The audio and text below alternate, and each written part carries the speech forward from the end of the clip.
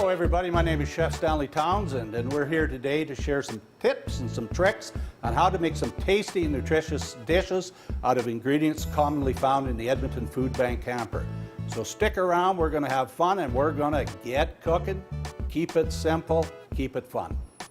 And we're going to make a series of 3 recipes to celebrate the multiculturalism of Edmonton. You know, we just finished up on Heritage Days, and that's a major fundraiser for the Edmonton Food Bank.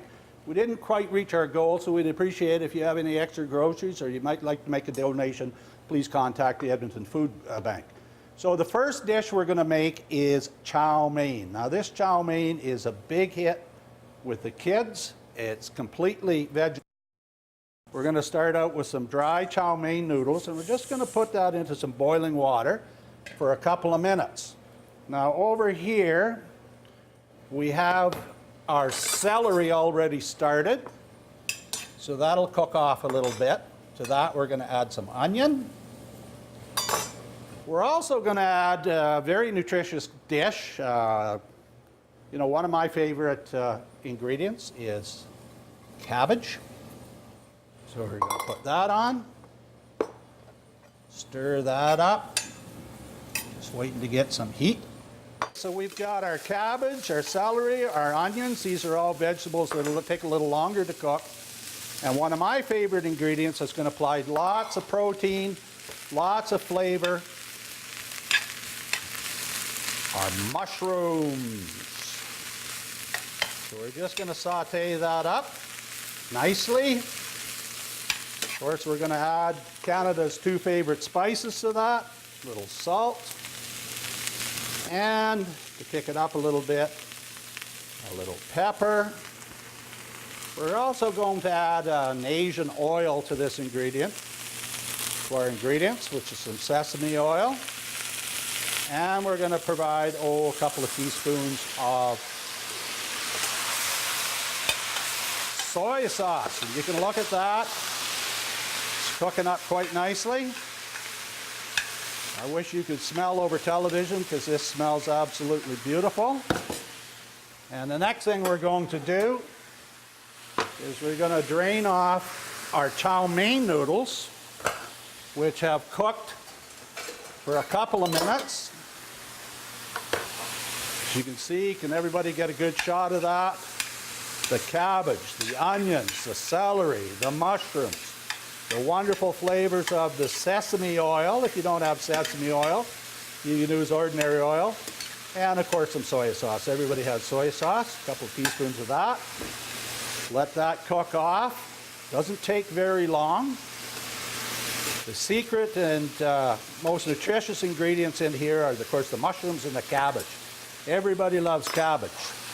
Now all we have to do is take our chow mein noodles out, drain them off, add them right to our sauteed vegetables. One of my favorite dishes. If you're in a hurry, only got a little time, and the lard is getting a little bare, I'd really encourage you to try out this dish. It's a great dish. So, of course, try not to make too much of a mess. That's what my wife tells me all the time. Good luck on that one. But some people say that's part of the fun of cooking, is being able to... Now look at this. Doesn't that look good? Doesn't that smell good? Can you see all the colors? And of course, when we put this all together, we're going to have lots of flavors. If you went to an Asian restaurant and ordered this, it would probably contain chicken. Chicken chow mein, shrimp chow mein.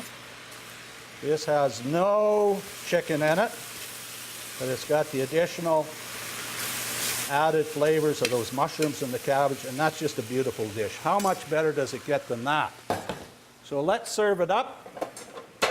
We're going to serve it up family style. I'm going to put it into a nice big dish like this. How easy is that? What do you say? It took us about 5 minutes to make that. Of course, that doesn't count all the time we spent on chopping. So So there we go. Just put those dishes over there. And just do a little quick cleanup here. And we had some green onions. And so these little green onions I'm going to put on top, as well as we're going to put a few bean sprouts right down the middle here.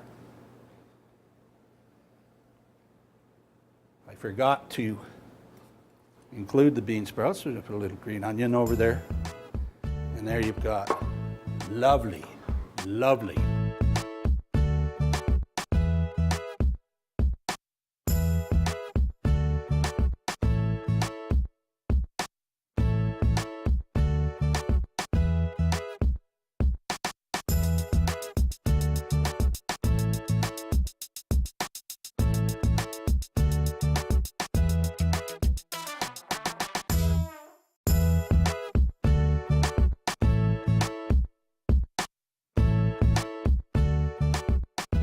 What would Edmonton be without great Italian food? We've got great Italian stores, we've got great Italian restaurants, we've got great Italian chefs, and we've got great Italian dishes. So we're going to stretch the food dollar a little bit. Mostly everybody thinks when they make a spaghetti sauce, they put in ground beef, but we're not going to put in ground beef. What we're going to use is one of those ingredients that you do get in the food bank.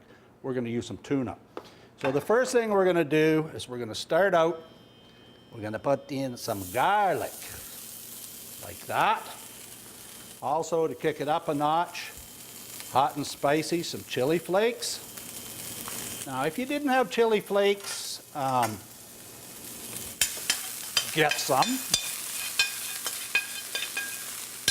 And we'll saute that off. As soon as those aromas start to smell, we're going to add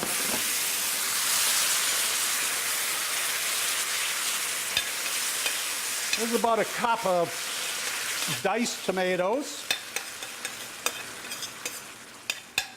Want to cook that off. Optional ingredient, can add a little bit of oregano to it like that. We're going to put our tuna in there. If the tuna comes in water or it comes in oil, there's no need to drain it. So basically that's the essence of our spaghetti sauce. Now, of course, when you make spaghetti, we've already boiled our spaghetti. It's pretty well ready. What we like to do is take a little bit of the pasta water and put it in like that. The starch will help to thicken the sauce. And one of the secret ingredients I'm going to use are these little pickled vegetables called capers. There's actually a pickled flour. They come from Europe. You can buy a small bottle of those for a couple of dollars in any store. So we're going to put a few capers in there. If you don't have capers, no big deal. You can put some basil in there. You can put chopped parsley in there. You can lose lots of license with this recipe. Now, right at the end, what we're going to do is we're going to add our spaghetti, which we've already cooked. Don't have to worry about draining it too well. This dish will make an ample 3 to 4 portions. We're just going to take all our spaghetti out like that. Put it in. Let's move this pot out of the way. Now, we're just going to toss the spaghetti up with our sauce. Get that all mixed up. You know, people might have a little bit of aversion to tuna, but really if you start out with a quality tuna, like the chunk tuna, most of the tuna that we get in the stores today is of very good quality. And we're going to mix those tomatoes up there. Now, if you happen to have some fresh tomatoes growing on your tomato plant out on your patio in your garden, you can use fresh tomatoes with that. You can extend it with a little bit of tomato sauce for extra flavor. And of course, what would spaghetti be like if we didn't have some Parmesan cheese in there? So we're going to spread this all with Parmesan cheese. Rid of those containers. I'm going to toss that up. Now somewhere here I had some fresh basil. I'm not quite sure where that is. Whatever you want to put on top of this, a little chopped parsley, a little basil, and of course what really is the finishing ingredient is to put some good quality olive oil on there. We have a nice big pasta dish. Now you notice I didn't put any salt and pepper in there because we got the chili flakes. We're not going to need a lot of salt and pepper, but it's always nice to put a little bit of that in there. So a nice dish. You know, I usually like to spike it up, add a little additional tomato product to it.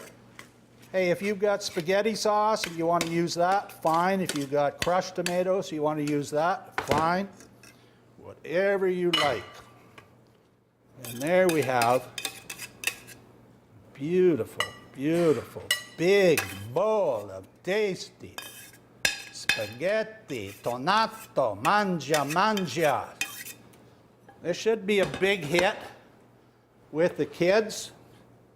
And all we're going to do is put on some of that basil.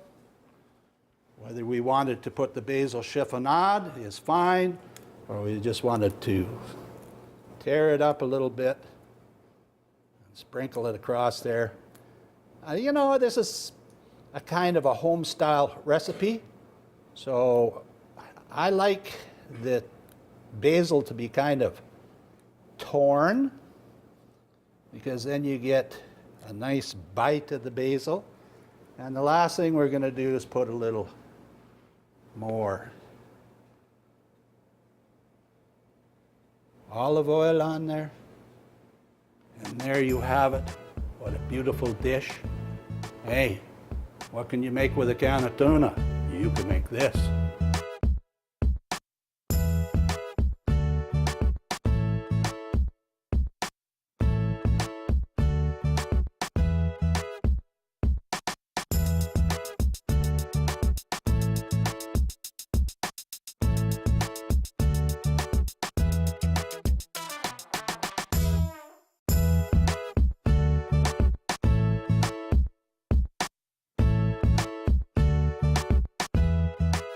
Hi, I'm Marjorie Benz. I'm Executive Director of Edmonton's Food Bank, and I'm here today with Stanley to talk about how you can really maximize your cooking skills and learn some great shopping tips, all to make better food for your family and friends. Yeah, that's right, Marjorie. We're having fun today here in the kitchen. We're using a lot of the basic ingredients that you'd find in the hamper, but we're kind of kicking it up a little bit. We're adding different flavors to it, some different dimensions. We're including some of the ethnic flavors in some of our food, and the ultimate test will be if do the kids like it, the little kids and the big kids, then we know we've done our job. But we're having fun, and it's just great to be here today. Great food for low cost, right? Great food for low cost. Tell us a little bit about what you're wearing. Oh, what am I wearing today? Well, I am wearing 3 different entities in my uniform. Of course, I'm wearing this hat, which says EdmontonChefs.ca. I'm the president of this professional professional organization that champions professional success. I'm also wearing my blue scarf, which are the colors of NATE, which indicates the unlimited potential realized by NATE graduates in the big blue Alberta sky. And I'm wearing one of my jackets from Skills Canada. I was a national technical advisor with Skills Canada, an organization that champions young people getting into the trades. So that's kept me young, but it's also aged me like a fine wine. Thank you so much, Stanley, for sharing all your great skills with us. Great.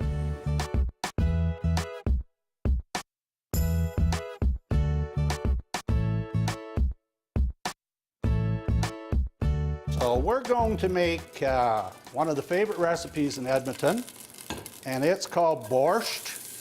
There are many types of borscht. Some types of borscht contain cabbage. Some kinds of borscht have only beets in it. My type of borscht is going to have some cabbage, some beets. You put a little garlic in there to start off. We're also, borscht is a classic example of, summer's upon us. I have all these fresh vegetables in the garden. What am I going to do? So quite often the baba would go out and make a beef stock. She'd take, a nice chunky piece of beef, put it in a pot with some vegetables and make some beef stock. We've got that over there. And then she would just add all of the vegetables straight out of the garden. So we've got some cabbage, gives you lots of flavor.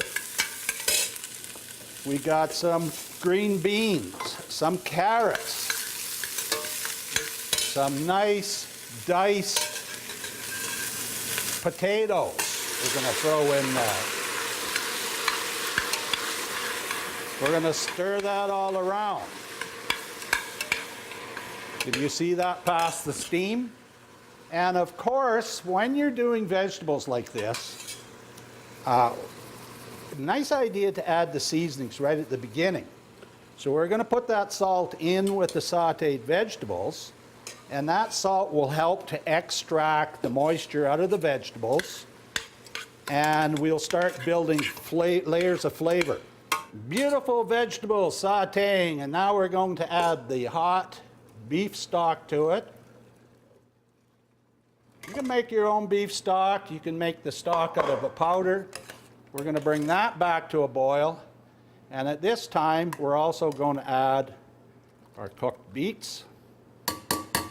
Now, to cook beets, the best way to cook beets is to take the beets, don't trim the root off, just leave the root on, put them in some cold water, bring it up to a boil, some cold salted water, reduce it to a simmer, and cook those beets till they're nice and fork tender. Once they're fork tender, that means the fork goes in and comes out easily. What we're going to do is drain the beets, put them off, let them cool off, and once they're cooled off, we're just going to take a paper towel and rub that paper towel, and that'll bring you completely peel your beets. Now, you may say, I don't have any beets in my garden. I don't have a garden. You could cheat on this recipe. You notice I've got carrots, so you could substitute those little baby carrots, chop those up and put in there. You could actually go to the store any time of the year and buy actually canned diced beets and put that into the borscht. But we're just going to let that simmer for about 20 minutes, and we'll come back to that and we'll boil of sour cream and some fresh dill. Well, it looks like our borscht has come to a vigorous boil, reduced it to a simmer, cooked it out for about 20 minutes. We test by, there's some potatoes in there. We can just do a quick test on the vegetables. Give them a little poke. Yeah, they appear to be nice and tender. Of course, we want to taste this, and I have a tasting spoon here. But here's how to taste it. This is an old trick I learned. So we're going to put it right in the bowl like that. This is how we used to do it when I was in chef school.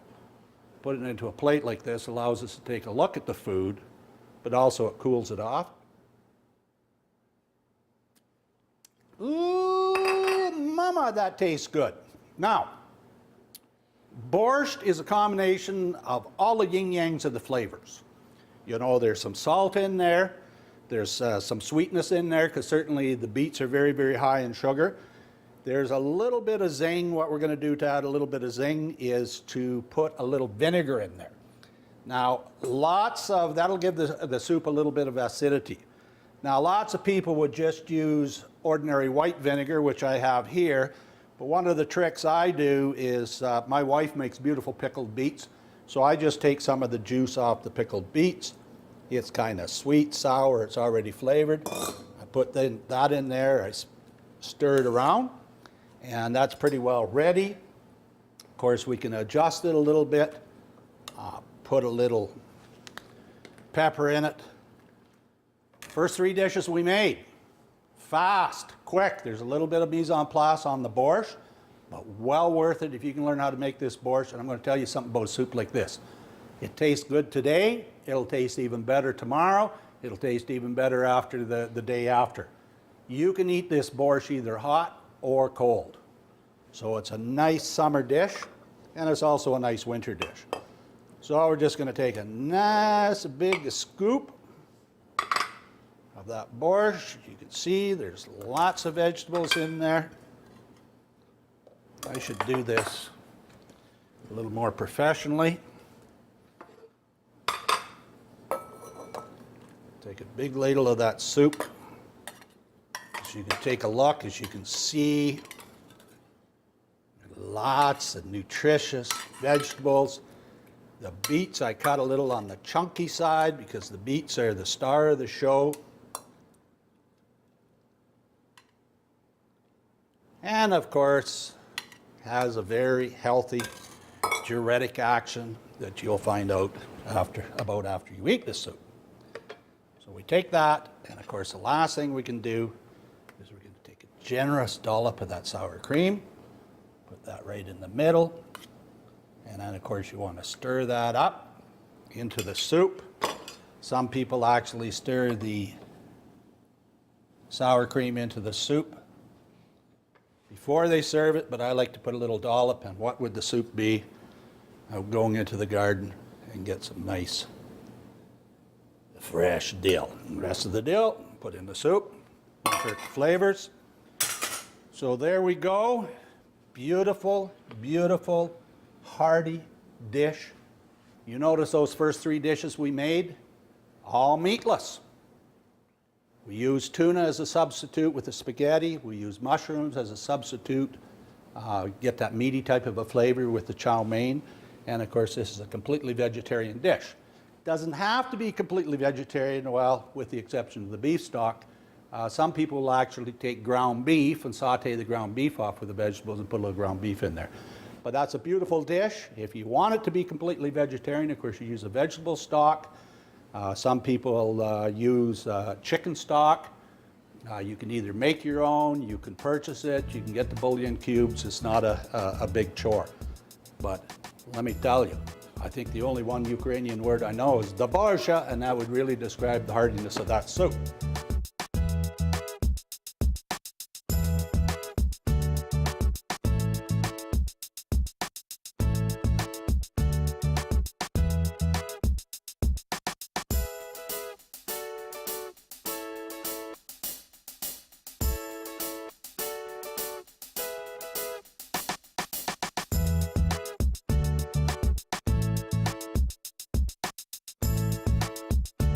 Thank you everybody for joining us. I hope you had some fun today. I hope you learned a few tips and tricks on how to stretch that food dollar, and hope to see you again on Cook It Simple.